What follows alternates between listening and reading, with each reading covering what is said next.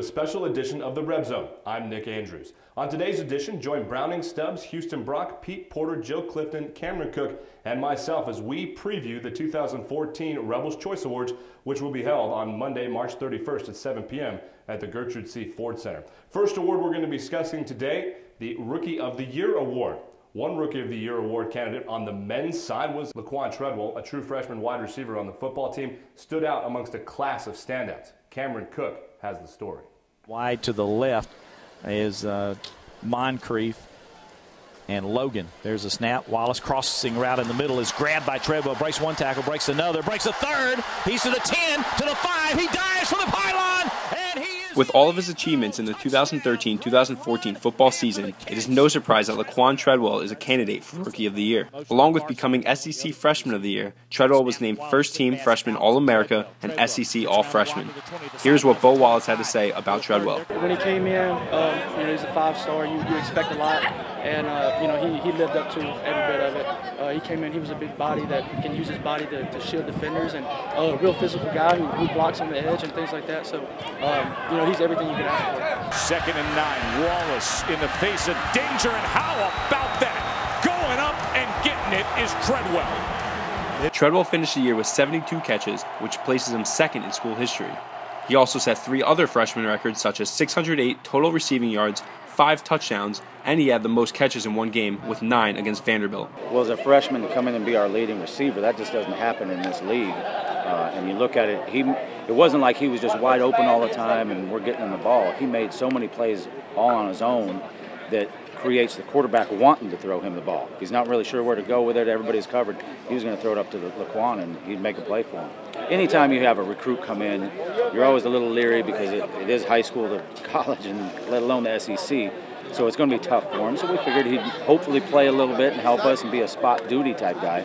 But to come in and start and be our leading receiver again is just phenomenal. With the numbers Treadwell had in only his freshman year, he is definitely a favorite for this year's Rookie of the Year. So the coaching staff, when they recruited Laquan, expected big things, and Cameron, he delivered in a big way right from game one.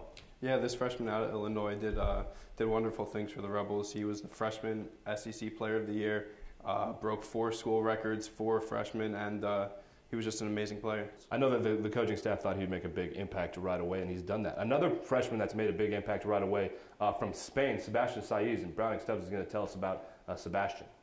Yeah, Sebastian Saiz, guys, he's a big 6'9" forward, and he's got a lot of potential. He's from Madrid, Spain, played in the FIBA Under-19 League, also played in the FIBA Under-20 Leagues, and he did some good things this year, and he's going to be a big part for the future of Ole Miss basketball. Yeah, so Laquan Treadwell, Sebastian Saiz, the nominees on the men's side, but the women had some standouts as well. I know Aubrey Edey was snubbed from her hometown university, Arkansas. She got a scholarship at Ole Miss and it made a huge impact as a true freshman. Yeah, no, absolutely. She came in and made her presence known, averaging 9.21 assists per game, which was 8th in the SEC, first among freshmen. Also had a record 61 assists versus LSU, which was a program record. Obviously has made a huge impact for the Rebels. Anytime we can get big stats against LSU, we like to reward that, so it's nice to have Aubrey recognized for that. Houston, one sport that's not getting enough attention for how successful they are is rifle, and rifle's got a Rookie of the Year nominee as well. Yes, Nick, they did. Allison Weiss, actually a freshman out of Montana. Real impact player right off the bat. Did a lot of great things for the team this year. She was the first freshman ever to qualify for nationals. So rewriting the Ole Miss record books, if you will, actually finished 1 point shy of the all-time school record for a match. So that was impressive. Looking for a lot of great things from her. She was all conference this year, all freshman in the conference. So, they don't get as much attention, but she's definitely stepped up as a freshman and really been a leader on that team. For being so impactful as a freshman, it's nice to see her nominated here as well. But one team that gets a ton of exposure for how good they are is track and field, both on the men's and on the women's side. Asia Cooper, true freshman on the women's side of track, nominated for this award as well. That's right, Nick. She's doing great things for the Rebels. She's number 3 all-time with her season best of 7.31 in the 60-meter show. She's doing really great. So our nominees for Rookie of the Year, Asia Cooper, Allison Weiss, Aubrey Edey on the women's side. And on the men's side, a little bit more notable players, I suppose you could say, or media-exposed players, Laquan Treadwell and Sebastian Saiz. But this award, I think, could go to anyone. I like Aubrey Edie on the women's side, Laquan and Sebastian. Really a toss-up here. Yeah, absolutely. Laquan Treadwell, obviously, with football, you have the media exposure like we talked about. But he was really electric for Ole Miss. And kind of a fan favorite. He's on social media and stuff a lot. So I think he's gonna have. Don't overlook Sebastian Saiz. He kind of resembles Bruno Mars, and that's never a bad thing. Right. Our next category that we're going to be discussing, Coach of the Year. 3 nominees on the men's side and on the women's side, but Coach O'Neal for track and field nominated on both the men and the women's side. Houston soccer had a historic year this year. They went to the NCAA tournament and went to the second round. Matt Mott's got to be a favorite for Coach of the Year on the women's side. I have to think so, Nick. Really a historic run if you look at it for Ole Miss women's soccer. Obviously the best player in the history of our program came through, Rafael Souza. We'll talk a little bit about her later, but absolutely, a historic run. Shut out a little earlier than we expected. Had some talent there, but definitely one of the best seasons in Ole Miss women's soccer history. To the national runner-up, so you can't complain there. Absolutely. Another favorite on the men's side, Coach Hugh Freeze obviously turned the program around immediately. 7-win season last year, 8-win season this year. They had the 2 huge recruiting classes in Cameron.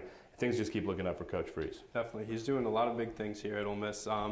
We had that big win against LSU, against Vanderbilt right in the beginning of the season. But, you look towards the end of the season, you had a couple losses, but, he still got a bowl win for the team, second one in a row, and definitely things are going up for the Ole Miss Rebels. So for the Rebel football team and the Rebel soccer team, things are coming up. But for the Rebel tennis team, things have been up for a while. And Coach Chadwick nominated this year. They've been in postseason play for a couple decades now. Yeah, absolutely. They made their 20th straight appearance in the NCAA tournament this year, and also won the SEC West this year. So things looking up for the Rebs on the tennis court. The Hottie Toddy Award goes to the Rebel with the most school spirit. Now, we've all heard the cliche, it's not whether you get knocked down, it's whether you get back up. And if you're DT Shackelford, you've had to get up twice after tearing the same ACL 2 times. He came back for a 5th year and will be returning for a 6th year. Pete Porter got a chance to hang out with DT. Having faced many trials and tribulations during his tenure at Ole Miss, Terrian Shackelford has become known as a vocal leader for the Rebel football team. You're able to impact a group of guys not only in between the lines but outside the lines. That makes your job on the team that much more important because now you're not impacting the team on the field, but you're doing the same thing off the field. After 2 solid seasons as an underclassman, Shackelford seemed on his way to becoming one of the top defensive players on the Rebels roster. But a torn right ACL during the final week of spring practice in 2011 halted his promising career. Now I wasn't leading on the field, but now I had to impact lives in a different way, which is just as important because you can't play football always. And at some point in time in life, you got to put that ball down and be a man. So I was glad I was able to impact lives in that manner. Sidelined for both the 2011 and 2012 campaigns after tearing his right ACL again, Shackelford embraced becoming the leader both on and off the field that his fellow teammates could look up to. Coming back to the field in 2013, Shackelford returned to his old form, playing in every game and making his presence known all over the gridiron. Formation here for A.J. McCarron, and it's on the left hash from us. There's the snap, and he's going to hand it off to Yeldon. The Rebels get great penetration, led there by number 9, DT Shackelford, who's in the game, the senior from Decatur, Alabama.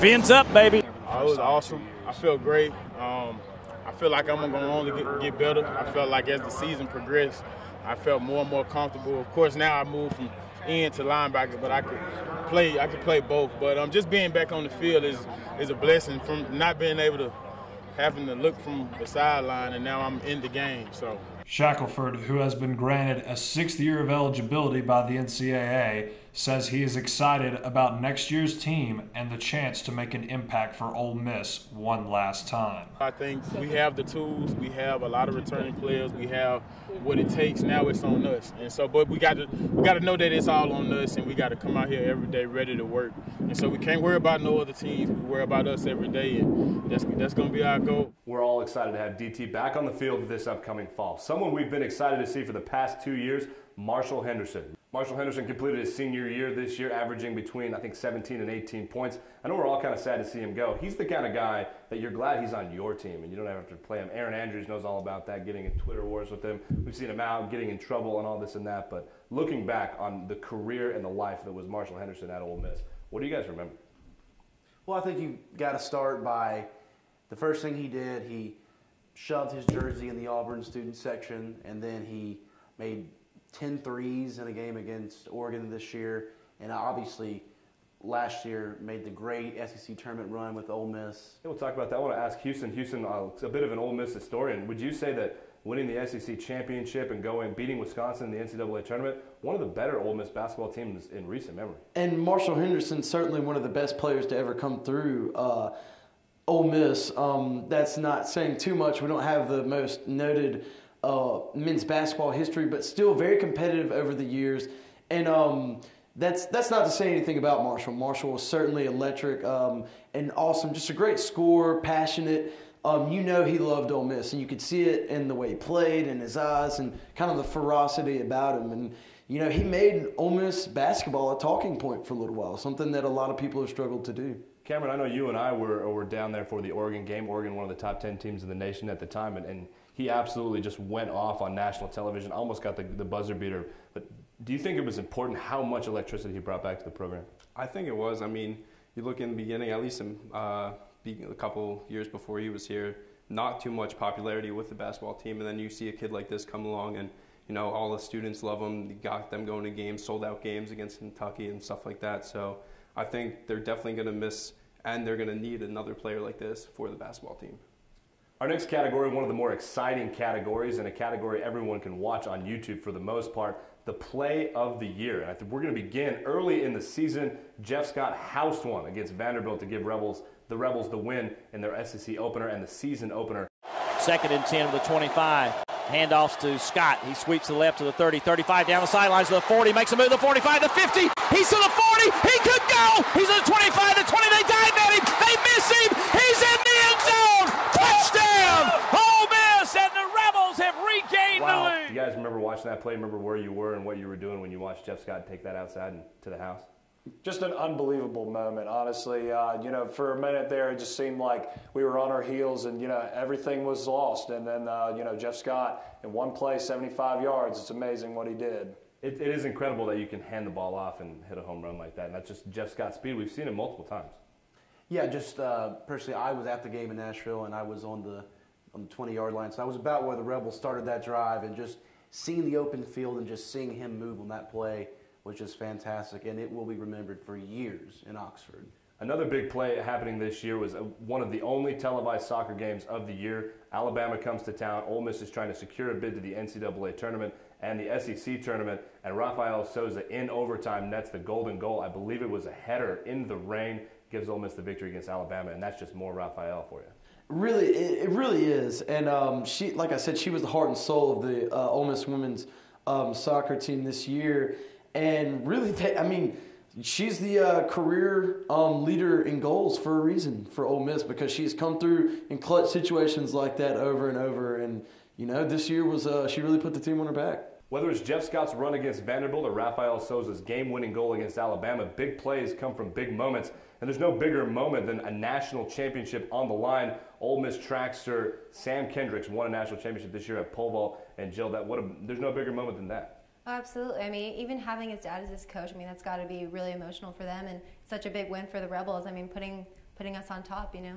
Yeah, absolutely. Another big moment, obviously, for big plays is against your rival, and a buzzer beater tip-in. Kenyatta Jenkins beat State. Off to McFarland. McFarland drives. The lane's open, goes up. No putback. It's good with 0.8 of a second to go. Unbelievable performance there. Anytime you get a buzzer beater, that's got to be one of the nominees, right? Right, and it was kind of a metaphor for kind of how the season went, just really having to grind it out, you know, throughout the whole year, and just for something to come down to, you know, so close and so dramatic for Ole Miss, really that kind of put the women's basketball season kind of into perspective, for me at least. Yeah, it was their first SEC victory of the season.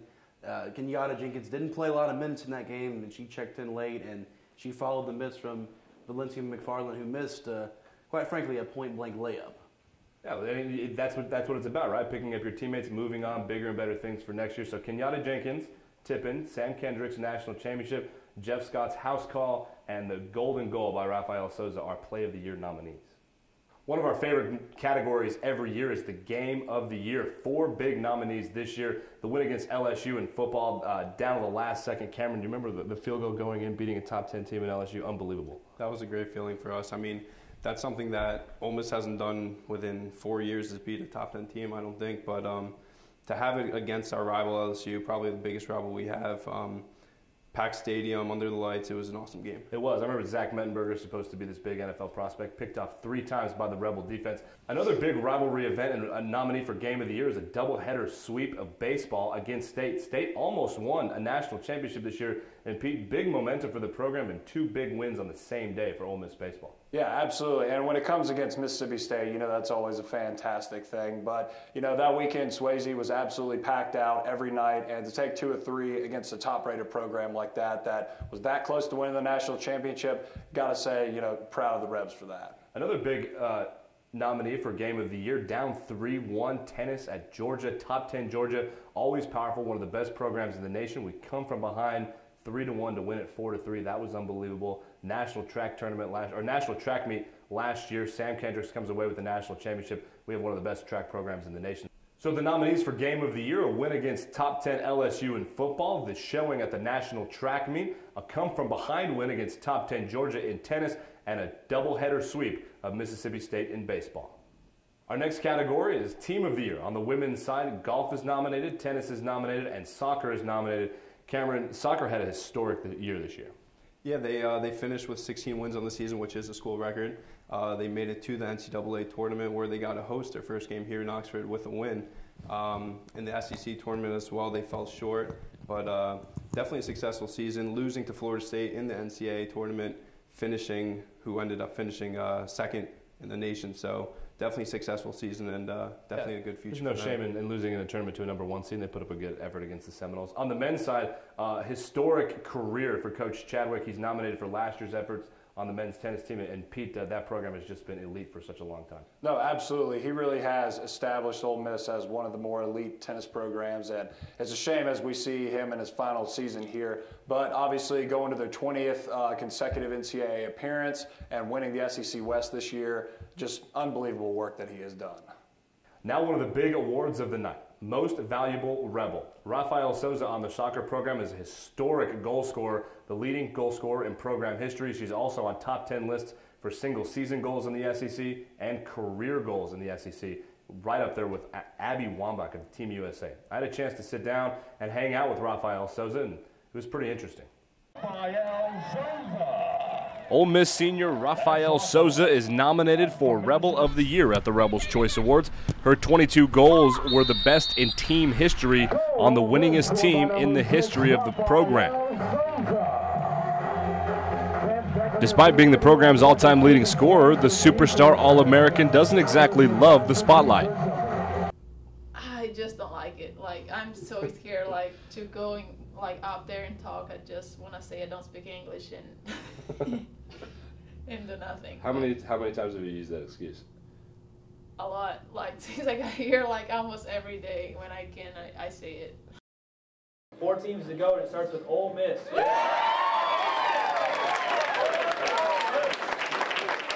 Awesome. Really, really happy, really proud of the girls and the team and the program, and we're extremely excited. At our place under the lights, that's just an awesome place to play, an awesome feeling. The Rebels put up a historic 9 goals, winning the game 9-0, by far the biggest and most lopsided win of any team this year in the tournament.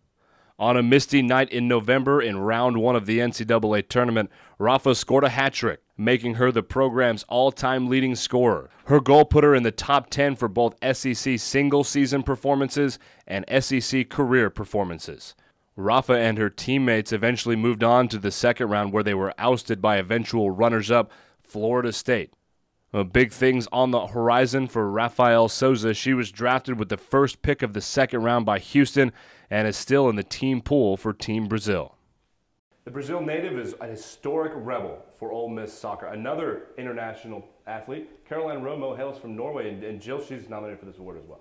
Oh yeah, she's been such an asset to the Rebels. I mean, she's ranked number 3 in the International Tennis Association rankings. I mean, not to mention she's led the Rebels into their 5th straight and 16th overall appearance in the NCAA. Unbelievable, Caroline Rodemo. I know another nominee that we all loved to watch last year, Stuart Turner, kind of came out of nowhere. He was a transfer student that did huge things for Ole Miss baseball. Yeah, absolutely. And the one season he came here, coming off fresh off a junior college national championship, just came here and just continued his momentum, hitting well over 300 and close to 500 at times, and just won the Johnny Bench Award, the best catcher in the nation, and obviously did just wonders for the Rebels baseball. I know we had one national champion on the individual side of things this year. That was Sam Kendricks, and Houston Brock had a chance to hang out with Sam Kendricks.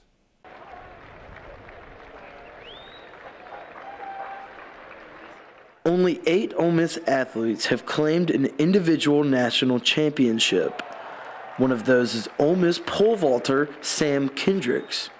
The senior is coming off of a national championship from his junior year, which has earned him a nomination for this year's Most Valuable Rebel Award. Well, vaulting is usually an obscure kind of sport, but I like to think I'm one of the best, that's surely. One of the best since high school. Kendricks learned how to vault here in Oxford, where he went to school. His father, a track coach at Oxford High, has been with him since he started. Honestly, I was too short, slow, and white to make his track team. Really wasn't an athlete at all. So he taught me something that I could perhaps get better at with his help and his coaching. And we worked on that through the years, and it became something that we had fun doing together, right? And we could represent our school, whatever we were doing, pole vaulting.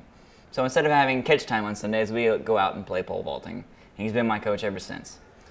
Kendricks attributes a lot of his success to the relationship he and his father have formed over the years. My coach has been with me for the long haul. He knows my mind just about as well as I know his. So there's a lot of communication barriers that we don't have to cross. We don't have to go through all that coach-athlete drama you may see in the news sometimes. We keep it very simple, keep it fairly professional. I call him Coach K. When we're on the practice field, I call him Coach K at home. He's one and the same. He's my father and he's my coach. We try to keep it as simple as possible so we can focus on whatever we're loving in the game in that aspect. So, pole vaulting.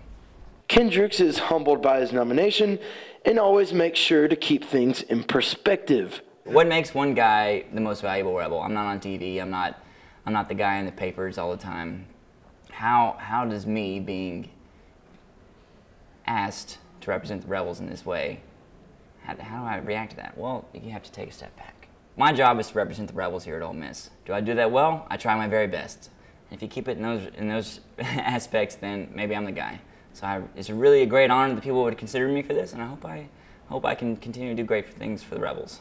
So what's next for Kendricks? Well, he still has a chance to defend his national title this spring, and more importantly, to continue working on his dream of competing at the next level. Well, you can't look too far ahead. We don't want to be a dreamer all the time. That's what the night's for. We will continue to work and represent the Rebels in whatever competition we go to. I have the Rebels jersey on. They've taken me so far, so many places. I can't do anything else to thank them besides do my best, right? So, represent the Rebels. After I compete for the Rebels, after I have no more seasons left, we have to look for the future after that. And every athlete's dream is to jump or run or fight on the next stage, and that's my goal as well. Maybe I have eyes to Rio. Everybody's got that Olympic dream in some capacity, so why not me? Houston, Sam won a national championship. His father was his coach. What an emotional and crazy journey that must have been. Yeah, historic, like we said, the 8th individual national championship in Ole Miss history. So really, they do represent us, and that's great, though. It's great that we have people that we can put on the national stage that are the best at their craft. Yeah, he just recently voted an All-American on indoor track out in Albuquerque, New Mexico. Sam Kendricks continuing to do big things. On the hardwood, 2 nominees for Most Valuable Rebel. Jarvis Summers for the men, and for the women, Valencia McFarland on a team that's on the rise. Browning Stubbs had a chance to talk to Valencia McFarland. For a girl standing at 5'4" tall, one may think that it may be an impossible task to become one of the greatest scorers in the history of a college basketball program.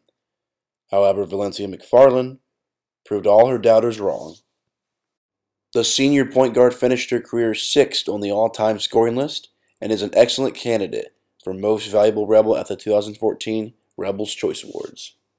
It's an honor to be nominated for this award. I know it's a lot of other great athletes around this university that are nominated as well, so it's just an honor to be nominated.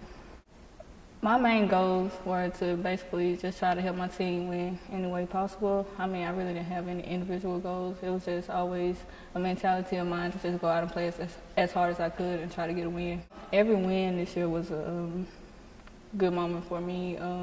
Even some of the losses we had, just knowing that we went out every game and fought hard, gave it everything that we had.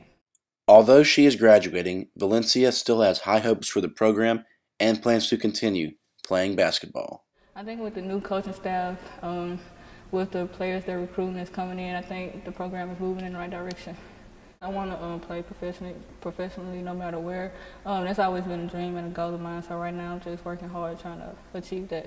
So between McFarland, Summers, Souza, Rodemo, and Stewart Turner, a lot of big names here, but I got to go with the historic man and the historic woman here with Rafael Souza, an all-time leading goal scorer at Ole Miss, and Sam Kendricks, a national champion. What do you guys think who's going to win this award? Well, I like your take on that. Souza, also an academic All-American, so really on and off the field, she's exemplifying everything it takes to be a student athlete. But really, yeah, I mean, I have to agree with you. You know, it's a big deal to win, to be the best at your one sport, and that's one thing that track offers you the opportunity to do. So I think that's something really impressive that Sam did, you know, helping Ole Miss out. Yeah, Browning, Jarvis Summers nominated for Most Valuable Rebel, and being able to score more than Marshall and being a big part of the team with Marshall Henderson on there, he's replacing, of course, Murphy Holloway. A lot lost last year for the Rebels, and Jarvis stepped up beautifully. And he had to, because they lost Nick Williams in the backcourt, and Jarvis Summers, a native of Jackson, Mississippi, came in and scored a very efficient offense this year, improved his average by about 5 points, and he was one of the top assist men in the SEC, and he's going to be huge next year as Henderson is graduating. Someone nobody really saw coming, Cameron, the Johnny Bench Award winner, Stewart Turner. You come in from a junior college and you're already behind someone on the depth chart, but to earn your way to a starting position and become one of the best players in the country is unbelievable. Definitely. I mean, coming off a junior championship like he did, I mean, to come to an NCAA school like this, especially Ole Miss, you definitely have to have a lot of patience and just being with a team like that in general and earning his way up on the totem pole, it's pretty phenomenal. I have to agree with you there. I mean, nobody thinks it's easy to have to play LSU and Mississippi State in baseball, and he did a pretty fantastic job. So the nominees for Most Valuable Rebel: Valencia McFarland, Caroline Rodemo, Rafael Souza on the women's side, and on the men's side, Sam Kendricks, Jarvis Summers, and Stewart Turner.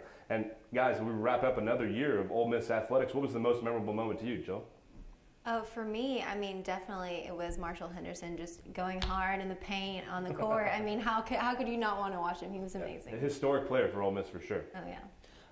Pete? Yeah, I loved Marshall and the Gator Chomp, but I mean, I got to go with LSU. I think just no one saw that coming with 7 defensive starters out. No one really saw that, and with Andrew Ritter coming through in the clutch at the end, you know, it was awesome.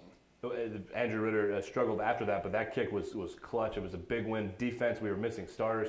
Have to agree with you, that was a big moment. But Cameron, Rafael Souza brings Ole Miss soccer to a new level this year. Yeah, definitely. I mean, she did something amazing for the program, and this being her senior year, she's going to go play professional soccer, possibly in Brazil. So what she did with this team, I mean, it's not an individual effort, it's the entire team, but they definitely had an amazing year. It was an amazing year in Ole Miss athletics. That concludes our show, the Rebels Choice Award preview show. This is the Reb Zone for Browning Stubbs, Houston Brock, Pete Porter, Jill Clifton, and Cameron Cook. I'm Nick Andrews. So long.